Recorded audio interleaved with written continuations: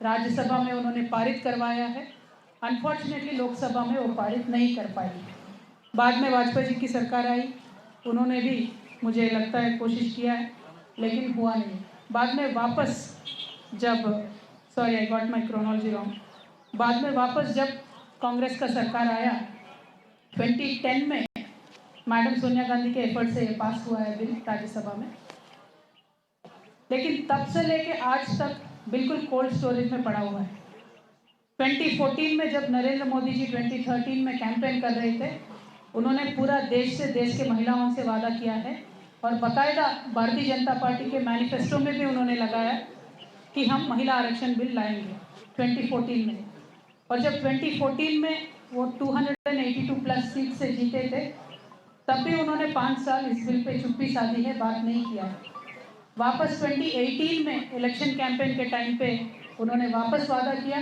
2019 Bharatiya Janata party के manifesto में वापस उन्होंने लगाया कि हम महिला आरक्षण बिल लेके आएंगे, और इस बार देश की जनता ने उनको 303 सीट्स के भारी बहुमत से जिताया है। लेकिन वापस तब से लेके आज तक भारतीय जनता पार्टी के किसी भी नेता ने महिला आरक्षण बिल के बारे में बात नहीं किया है।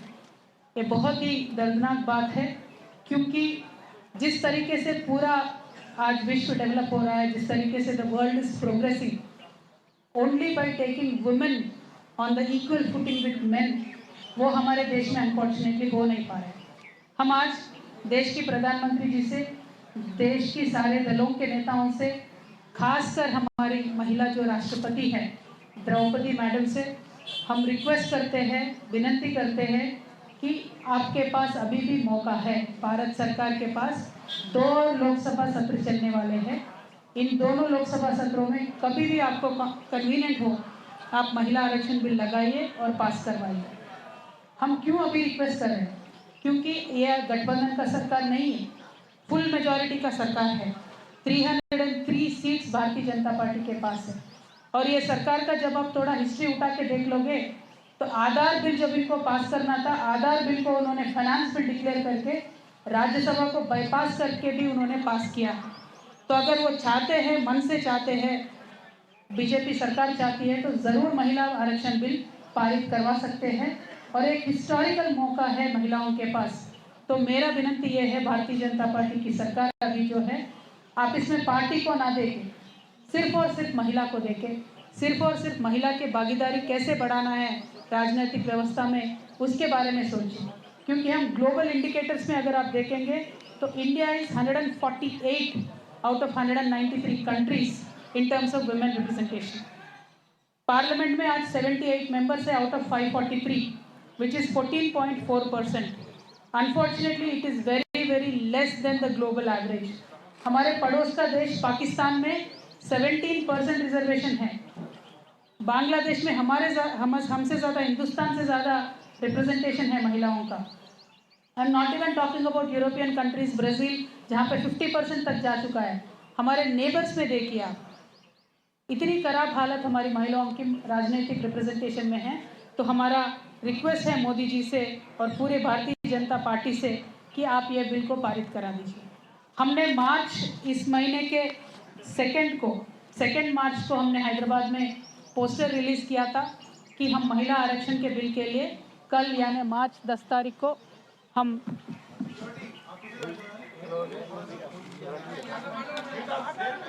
महिला आरक्षण बिल को पारित करने के लिए हमने दिल्ली में हंगर स्ट्राइक करने का डिसीजन लिया था। उसके बारे में हमने मार्च 2 को हैदराबाद में पोस्टर रिलीज़ किया है and we have reached out to every political party. I am very happy and very thankful to approximately 18 political parties who have confirm their participation.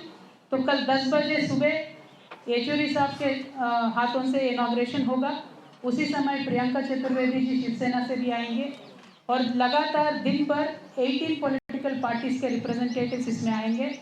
और जिन महिलाओं ने इस बिल को पारित करने के लिए, इस बिल को लाने के लिए हमसे पहले कोशिश किया है, उन सभी महिला नेताओं से भी हमने बात किया है और उनके ब्लेसिंग से ही हमने ये बिल को आगे ले जाने का हमने कोशिश किया है। देखिए, तो हमने 2 मार्च को पोस्टर रिलीज़ किया और 10 मार्च के दिन हम धरना देने वाले थे। तो हमें एनफोर्समेंट डायरेक्टरेट ने नोटिस दिया और बोले कि आपको 9 मार्च को आना है। तो हमने कहा हमारा एक कार्यक्रम है, हम 16 मार्च को आएंगे, ऐसा हमारा रिक्वेस्ट था। लेकिन पता नहीं उनको क्या जल्दबाजी है, पता नहीं ये जो इन्वेस्टिगेशन दिल्ली एक्साइज पॉलिसी को लेके चल रही है, इसमें कौन सी आफत आने वाली है अगर हमें 2 दिन का और समय दे देंगे।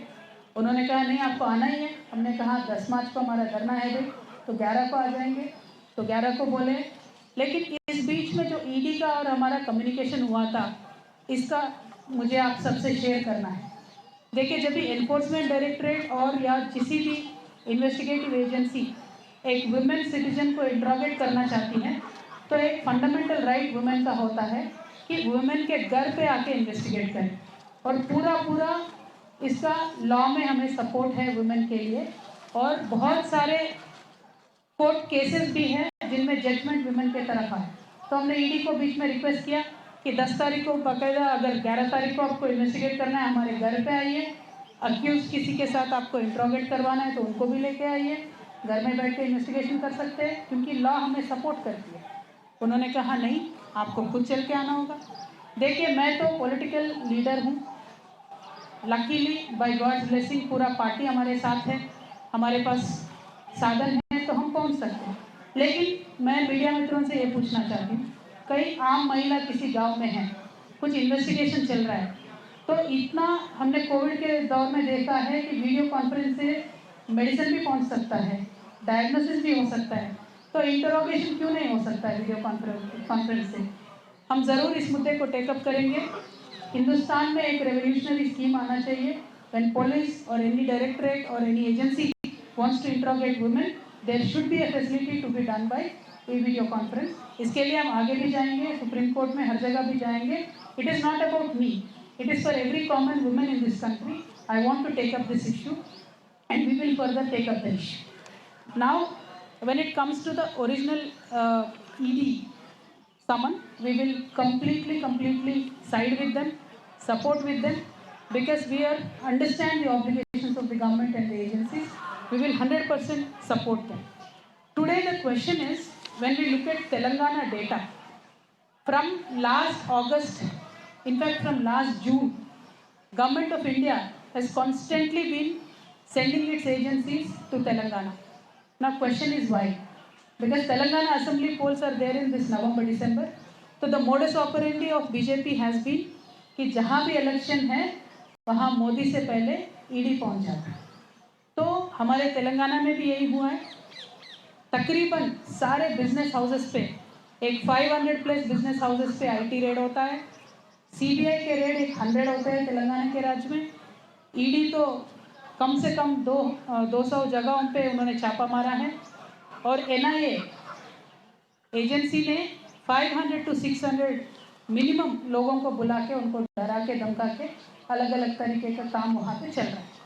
मैं ये लोगों के सामने, जनता के सामने आज रखना चाहती हूँ, क्योंकि ये मेरे अकेले का मुद्दा नहीं है। हमारे खुद के पार्टी में मिनिमम 15-16 लोगों को, एमएलएस को, एमपीस को, मिनिस्टर्स को टारगेट करके अलग अलग केसेस में बुलाने का काम कर रहे हैं। तो मेरा मोदी जी से, बीजेपी से एक ही विनती है कि आप जनता के पास जाइए। आपने किस तरीके का डेवलपमेंट किया है, तेलंगाना के लिए आपने क्या किया है, देश के लिए आपने क्या किया है, वो बताइए। उनका दिल जीतिए, बाद में इलेक्शन जीतिए। लेकिन हम इलेक्शन हारेंगे या जीतेंगे, एनफोर्समेंट डायरेक्टरेट यूज़ करेंगे, बैकडोर से गवर्नमेंट में आएंगे, इस तरीके का तो हमने देख लिया है, 9 राज्यों में चला है और तेलंगाना में वो चल नहीं पाया। उन्होंने कोशिश किया है लेकिन हमने चलने नहीं दिया। तो इसीलिए उनका अभी एफर्ट ये है कि किसी भी तरीके से ईडी डाल दो, धमका दो, डरा दो। लेकिन हम भी मोदी जी से और भारतीय जनता पार्टी से और पूरे देश की जनता से बता दें कि हम डरने वालों से नहीं हैं।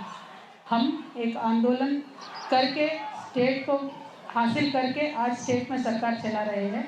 आगे चल के भी हम जनता के लिए ही काम करेंगे और हम बराबर मोदी जी का, भारतीय जनता पार्टी का जो फेल्यूर्स है उसको एक्सपोज करते ही रहेंगे।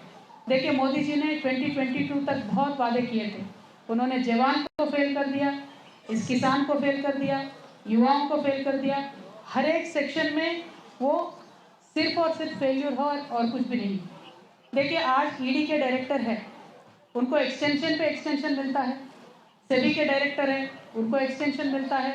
एसबीआई के डायरेक्टर है, उनको एक्सटेंशन मिलता है रिटायर होने के बाद।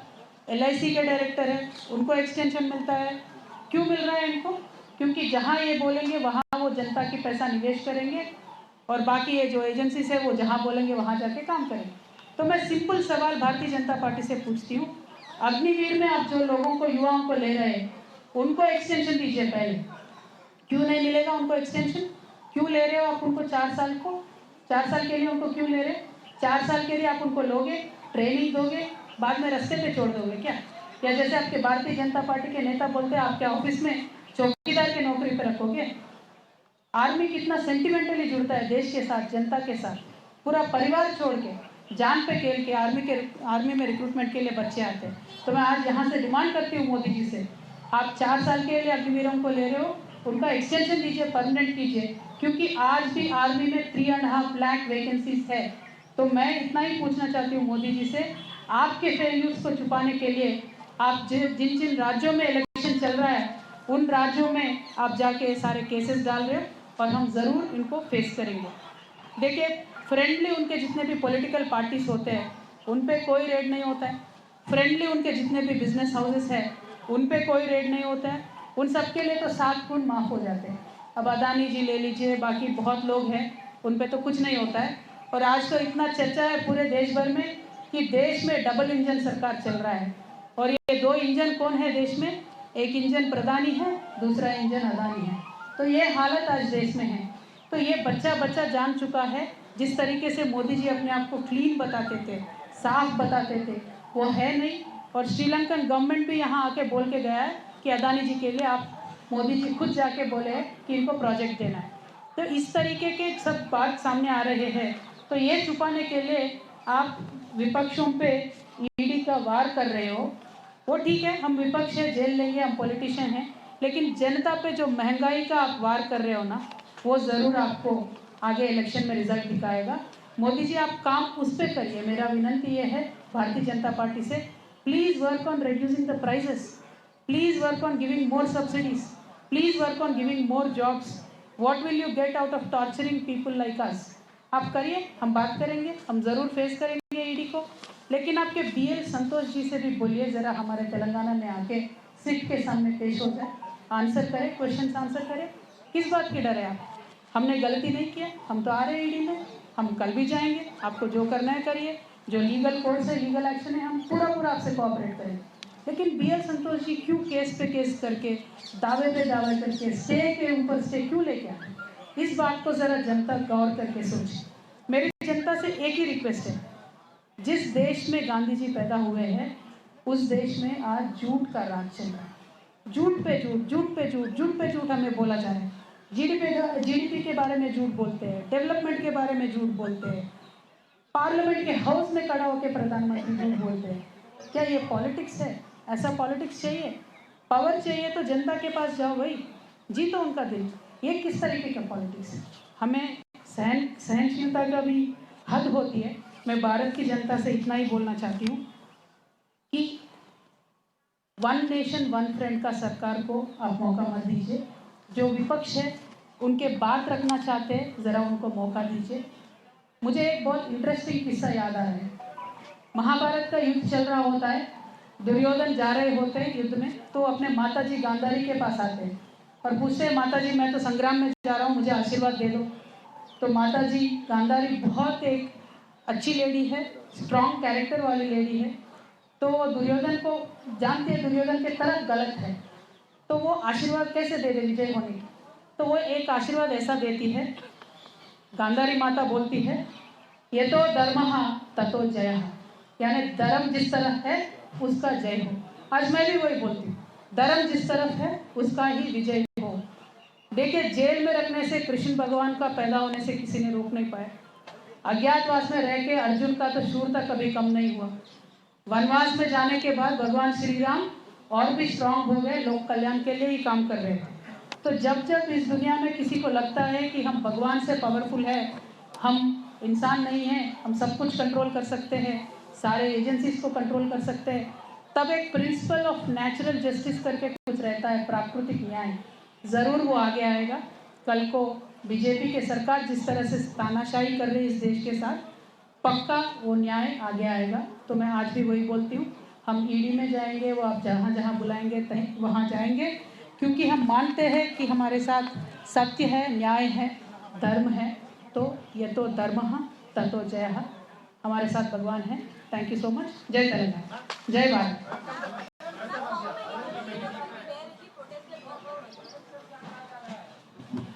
देखिए, पूरे देश से 29 स्टेट्स में जितने भी ऑर्गेनाइजेशंस हैं, हमने उन सबको वुमेन रिजर्वेशन पे जितने भी फाइट किए उन सबको बुलाया है। लकीली उन सब ने एक्सेप्ट भी किया है। तो at least 500 to 600 people will sit on the hunger strike, but the attendance will be much more. More than 6,000 people have confirmed that they will join us. More than 18 parties have confirmed that they will join in the protest.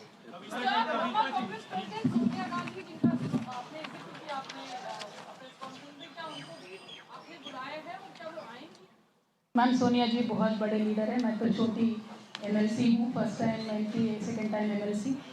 Bharat Jagruti जो हमारा NGO है, उसके तरफ से जो हम agitation ये कर रहे हैं महिला आरक्षण के लिए, हमने सारे पार्टी से रिक्वेस्ट किया है कि आप अपने